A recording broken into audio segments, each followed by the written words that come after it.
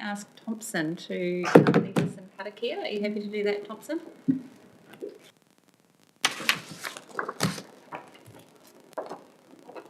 Papai, kia ora tātou. Tuku atu nā whakaro ki ai atu tātou nei kaihanga ko te maha hoki o nā ingoa. Nokoro wai aroha tonu ki rungi a tātou. Whiti rere ki te ao te tihi o te rangi, whiti rere ki te ao te taha o te rā. E o matawai uhi uhi mai, e o matawai rumaki mai. Whiti, eke, tau te mauri, haumi e, hui e, aiki e. Kia ora tātou. Kia ora, Thompson. Okay, so we'll cover apologies first. We have apologies from Councillor Curtin, Councillor Harding, and from Chair Aniwai Olsby as well.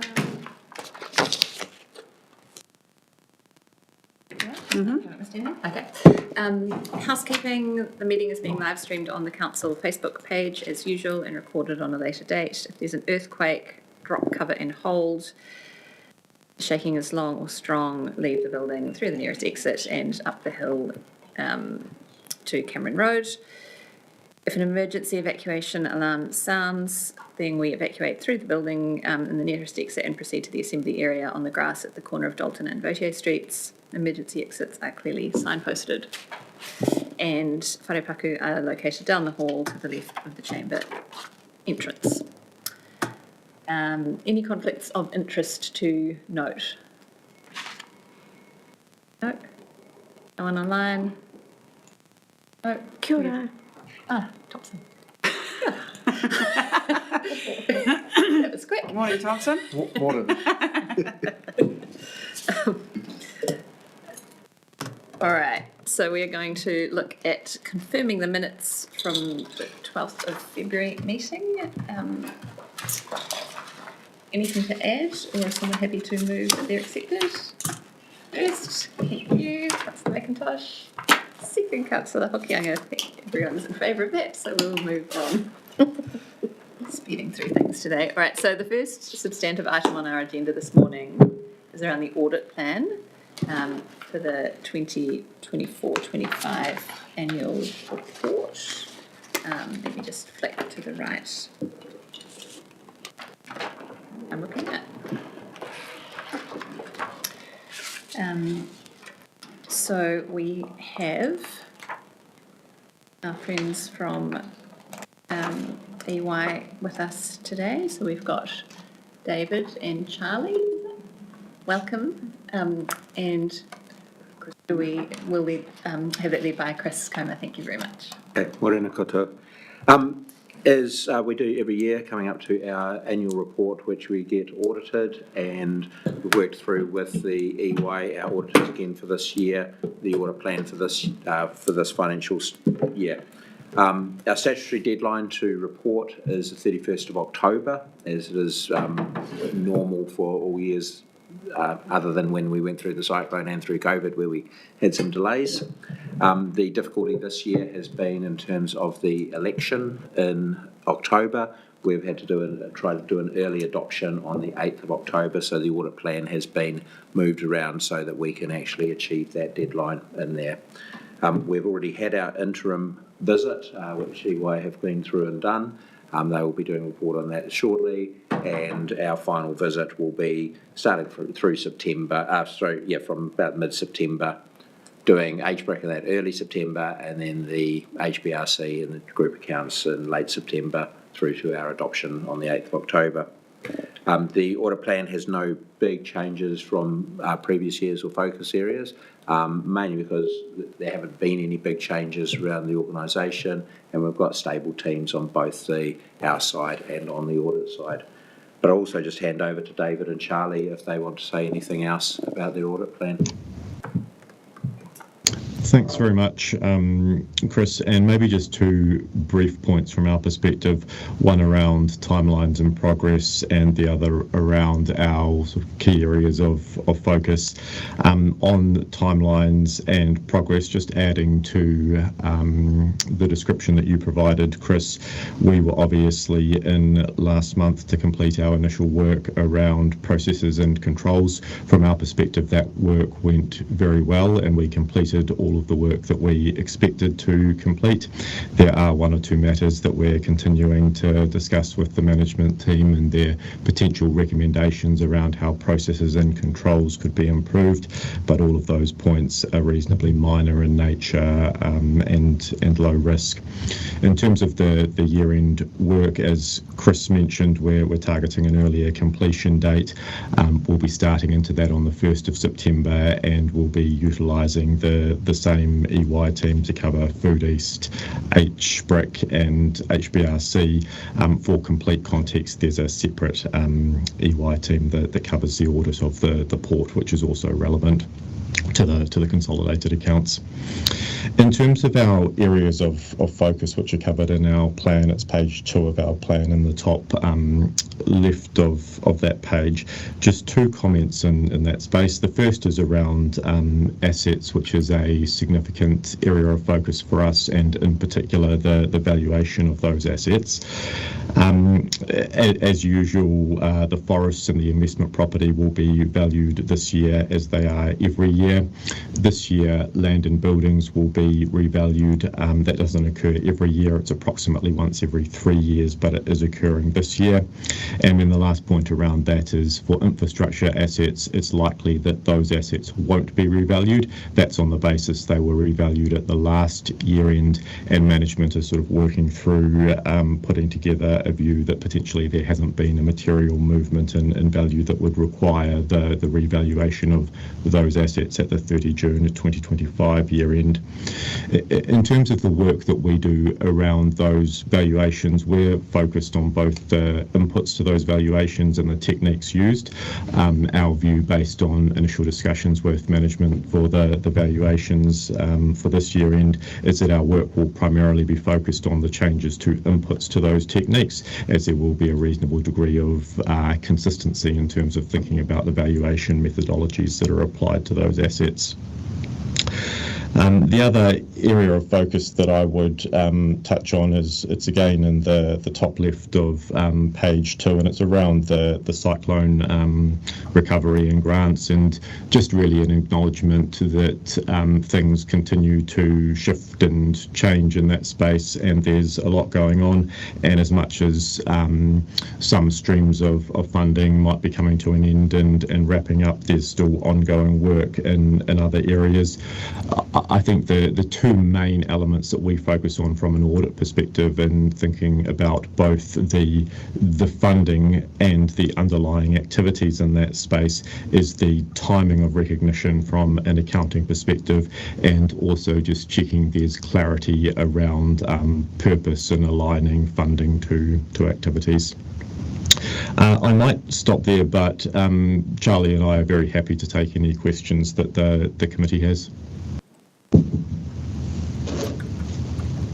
Thanks, Bert. Just to clarify, the 2 main areas for focus just on the cyclone recovery and grants was the timing and the recognition from the funding perspective, and then the spend allocation. Is that what the second point that you made? Yes, that's correct. Around the table, do people have any queries? Yes, I had a query in respect of audit or investment property valuation. One was a point to help me really is in assessing Telfer Young's work. I'm unsure as to how that works, because they're the specialists in the patch, you guys are not, but you guys are running the ruler over them to determine that. That's one question. Actually, let's just do that and then I'll come into the second one. Yeah, perfect. And I think that's a fair question, and a part of the answer to that question is it's a balancing act. So from our perspective, there is a degree of reliance on Telfer Young, and in placing that reliance, some of the procedures that we do complete is looking at the qualifications of the individuals and experience of the individuals that undertake that work, and the reasonableness of placing reliance on those individuals. I think to your question around how we run the ruler over that, it comes back to the piece around methodology and inputs, where invariably for those valuations in particular, the methodology is reasonably consistent year on year, and then for the inputs that are used, there are benchmarks that we can use and source to check against what Telfer Young have used, and then basically make inquiries off the back of that in terms of if the movements in the inputs are not in line with broadly available benchmarks. Okay. Hey, and my next question was, and it's kind of in spite of the previous one really, Napier endowment properties, that seems to me to be difficult to get accuracy around. And you mentioned benchmarking before. Is there stuff that you can fall back on in assessing the accuracy of that or not? I mean, I think there's different elements to it in terms of some of the inputs to these valuation processes are specific inputs and they're factual to do with the particular assets and cash flows, and they can be validated in a factual way. I think, to your point, when it comes to inputs to the valuation process that are effectively market inputs, where assets that are being valued are unique in nature, you do have to be cognizant of that, and there may not be perfect alignment between what are broad benchmarks and then the assumptions that are applied to assets that don't completely align to those benchmarks. I think the one point that I would make is there's still a piece around movement in terms of if the assumption that was used last year was a particular number and broadly the market has moved in a particular direction by a particular quantum, if you don't see a movement in that direction of that quantum in the assumption based on what was used last year, I think there's at a minimum an avenue for inquiry and better understanding the rationale for why. Okay. Okay, well, thanks, Steve. Yeah, that's all for me. Just a query from me in terms of how this feeds through to this committee again and when meeting dates are and so forth. When would we see the outcome of this process? In terms of the Risk and Audit Committee, the next one that would be coming to here is when we get the management report after the final audit in terms of the conclusions of that. The actual draft financial statements and audit report, I think, go to CNS or the full council. Yeah. So unlikely before the election. Yes. Yeah. Thank you. So we are being asked to receive and consider the audit plan. I'll check. No one else online. Councillor Rogley, did you have anything else that you wanted to add?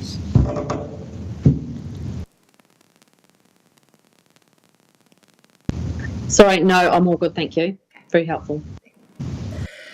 On that basis, I'm happy to move that we are receiving and considering the audit plan. Will somebody second that? Thank you, Councillor McIntosh. Everyone's happy with it? One against? Motion carried. Thank you. Thanks, David. Thanks, Kelly. Thanks very much, all. Really appreciate it. Thank you.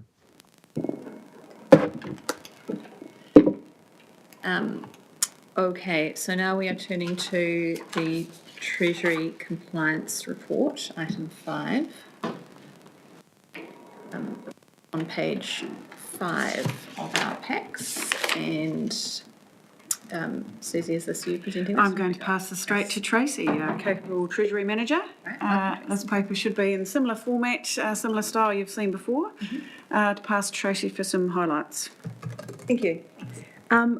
I'll basically take the paper as read. It's what this paper is generally telling you is that basically we're compliant with all of the ratios, etc., that we've got in our Treasury policy, our debt liability policy, our liquidity policies, etc. The key highlights for me out of this is that basically signalling to you that, obviously our debt is going to rise. Signalling also the fact that due to the Niue project, that potentially we might need the requirement for additional short-term funding based on the timing of the Crown reimbursements to us. We're still working through, as part of that project, the timing of the Crown reimbursements to us. how that's going to align with the payment of creditors is probably our key thing in this short-term period. So there will be potentially the need for a little bit of short-term debt. We don't know what it's going to be or if we're going to need it at this stage, but we're just signalling that there might be the need for that. The plan is at the end of 2027, we will return to the original LTP debt profile. So it's just going to be a little bit lumpy between now and June 2027. To facilitate that and to make that as possible as we can, we're looking at our liquidity levers that we can use, looking at how do we get our liquidity stable during this period. And that's why we have turned around and we have extended our standby facilities with our banks to allow that to fill that gap rather than us needing to hold cash on hand. There's no point in us holding cash on hand and drawing from debt purposes just to fill a liquidity ratio. As part of that, we've also done some negotiations with the providers of the standby facility, and we've actually doubled our standby facility for only an extra $3,000 holding cost a year. So it's actually been a really smart move to be able to do that. And should we find that we're a little bit short moving forward, we will extend one of those contracts potentially, one of those standby facilities potentially a little bit higher just during this short-term period and then reduce it back down at the end of the period when we no longer need it. So we're just kind of looking at what ratios of what levers we can push to make sure that we are compliant and that we're comfortable that we're sitting at a really good position. Any short-term borrowing that we potentially may do for the NIWI project will put pressure on our 0 to 3 year funding bucket. And we're well aware of that. And if we are heading towards the fact that we might be outside policy, in a short-term period, we will come back to you and request approval to be outside policy. The current policy allows us to be outside for up to 90 days, as long as it self-corrects within that 90 days. But if we think it's going to be longer, we will come back and talk to you about it. Does anybody have any questions?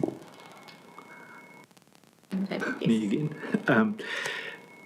Just a couple of questions on the debt. So I think we say somewhere in here that it gets up to about 200 million probably, and I guess that's depending on the timing of receipt of funds from government. Do you have a feel as to, in the medium term, where that number's likely to settle? Absolutely don't at the moment, to be honest, because in fact we still don't have a clarity over, as the PDPs have been approved for NIWI, you know, I still haven't got a clear view on the timing of the receipt of payments and when we can invoice them and what their payment terms will be. So it all depends whether it's 60 days, 30 days, 60 days, 90 days. We'll be carrying the cost, the 100% cost of that NIWI project. And at the moment, I don't have a feel for how high that will go. Okay, so the sort of best steer you can give us at the moment is to say, look, it could get to 200, but yeah. I'm hoping it doesn't, yeah. But I just want to signal that potentially it could. Okay. Actually, just on that, on page 7, the table which talks about the debt from July last year till 31 March. So July last year, 113, 31 March, also 113.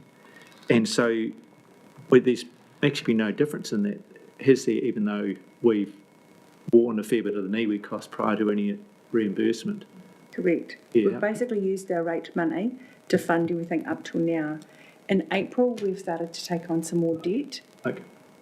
So basically, it's a matter of putting all our money into one bucket rather than saying, hey, this is only for this and this is only for that. We're trying to keep our debt as low as possible. So between now and the 30th of June, in April we took out some money to cover working capital. Actually, I think that might be mentioned in the report now that you say that somewhere, even though I asked the question.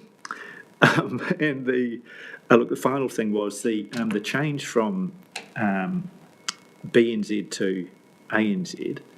Does that cause grief rates-wise and that sort of thing? No, the finance team has had a transition team along with ANZ, and we've been working very gradually and making sure that communications were very well publicised out into the rate market. We've also talked to other banks and they're able to redirect money straight through to the new bank and things like this. So we've got a lot of processes in place to capture everything.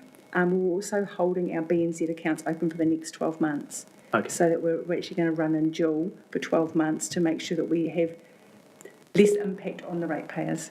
Yep. Okay. Thanks, Steph. Councillor Hokianga, did you have any queries out of the report? No. Councillor Roadley, online, do you have anything? Morning, thanks, Tracy. That's really helpful. Do you have any oversight? Maybe this is a question for you, Susie, on the NIWI project. How much have we already invoiced into that government? Let's call it a pot, and that we're actually sitting waiting for them to pay the bill on. Yeah, good question, Di. So year to date, we have spent in the setup, certainly in the last sort of 12 months, around $13 million to date. Now that's not a lot in the thick of things around the 250 million. We could not submit claims through to the Crown until the PDPs and the project schedules had been done. Those have now all been completed last month. And we have made our first claim into central government. That's with NIF at the moment. That has been accepted, albeit slightly small in terms of the 13 million, but we have had our first claim accepted. So we will start now to proactively manage those each month. They have to be done per project, so a bit of coordination and administration around that. So one successful one to date, and we will start to progress those further. So that's all I have at the moment, Di, just on that process. Great work, Suze. Hey, so did it give you any insight from the time that that claim went in? I'm guessing we haven't been paid it, but it's been accepted, and when you'd expect to see the money land back in the bank account. Does that sort of set up a precedent of how the timeframes? So all very contractual behind the scenes, as you can probably appreciate, and there is that sort of 20 to 30 day turnaround at the NIF end for processing claims. So we would expect as soon as we submit a claim that we would hope to see that within 20 days, 30 days in our bank account. Good work, team.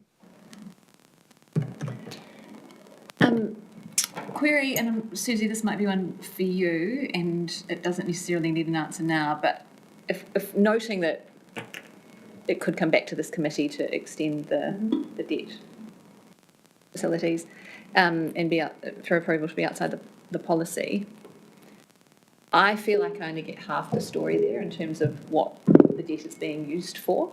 We don't see a lot in this committee on the spend side of it, and that's fine if that's our role in terms of risk. It's more about managing the policy. But I just want to get some clarity that somebody else is looking at that spend side of things, or whether that's something that we should be turning our mind to. Great question. The role of this committee is to manage and mitigate risk, and obviously that's set through our debt and treasury policies. So that's what we see here. Are we compliant with the policy from a risk point of view? However, spend, operational balance sheet information goes through the corporate and strategic committee, as you're well aware of, so and council, certainly for the NIWI program. So that side of it does go through council forum. But good question. You see the risk elements here on the policy. They see the actual spend and the reason why debt's needed, etc. on the other side. Yeah, I think that's one example where it would some people around the table get that oversight of both, which is useful, and sometimes you can't fully appreciate the risk without understanding some of that background. Yeah. So, but that's something I can catch up with. The other thing, just I would say through you, Chair, sorry to cut in, is that our debt profile also is carrying some of that short-term cyclone debt that we're recovering through through NEMA and insurance. So it's not only pertaining to NIWI that we're waiting on, it's actually our insurance claims as well. So there is 20 million circa sitting there that we're waiting for, hopefully, to claim by August. Was June, slightly July. As I've mentioned before, it's been quite a long, lengthy process dealing with the insurers and the reinsurers to claim back costs.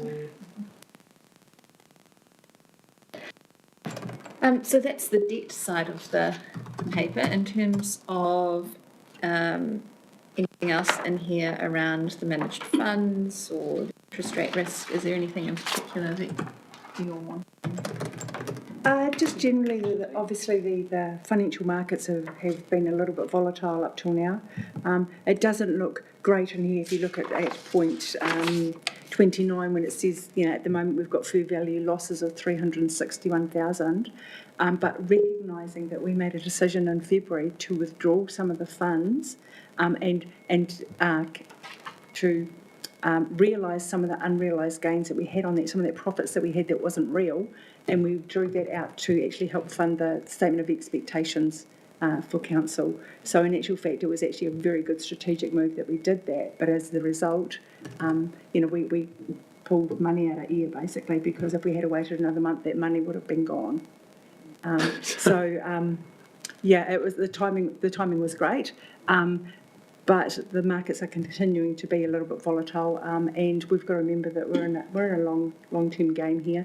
We've seen the fair value gains go up and down over time, and the main thing is that we're continuing to ensure that we've got our capital protected amount, and we're continuing to ensure that we can make a statement of expectations and feed cash back into the council. Anything from around the table on that? No, just a congratulations to the team for accurately predicting the Trump tariff. Yes. Very difficult to time the markets. Well done. Okay, so nothing else from anyone around the table or online on the Treasury Compliance Report? Oh. Right, so for that we are receiving and noting that report for the relevant period. Can I have someone to move that? Councillor Hokianga, thank you. Would someone second that, please? Councillor McIntosh, everyone's in favour? Yes? Good. Motion carried. Thank you. Thank you very much for the inputs.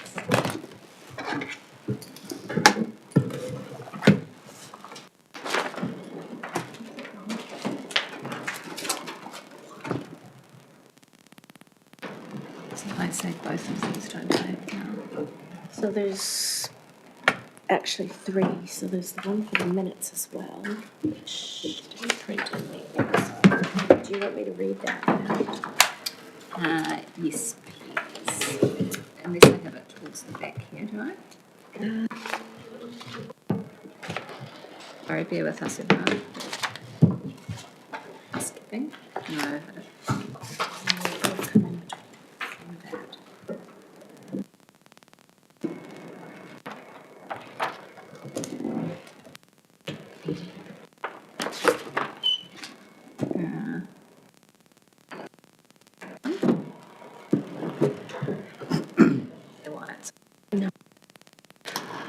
Okay, so shall I do the first two and you do the next one? All right, so we're going to move into the public excluded section of the meeting now. There are 3 items to consider. I'll do the first 2 and Leanne will do the third. The first one is to exclude the public from the section of the meeting being agenda item 7 of the risk management update, with the general subject of the item to be considered while the public is excluded. The reasons for passing the resolution under section 48(1) of the Local Government Official Information and Meetings Act are under subsections